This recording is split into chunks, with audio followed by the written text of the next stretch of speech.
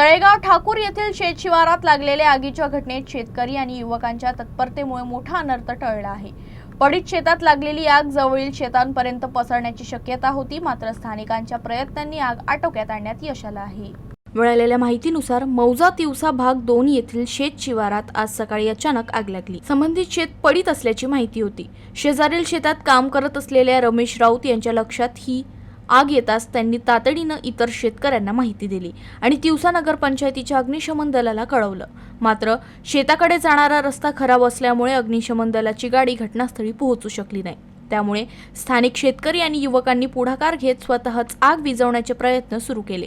मनोज वानखेडे, सुनील टाले, शंकर बावरी, अजय खंडारे यांच्यासह अनेक नागरिकांनी मिळून शर्थीचे प्रयत्न करत आग आटोक्यात आणली। या ठिकाणालगत सागवानाची झाडं असल्यामुळे मोठ्या नुकसानाची शक्यता होती, मात्र स्थानिकांच्या धाडसामुळे संभाव्य मोठा अनर्थ टळला। दरम्यान या घटनेमुळे शेतशिवारातील खराब रस्त्यांचा प्रश्न पुन्हा ऐरणीवर आला असून आपत्कालीन परिस्थितीत तात्काळ मदत पोहोचण्यासाठी मूलभूत सुविधांची गरज असल्याची मागणी नागरिकांकडून करण्यात येत आहे।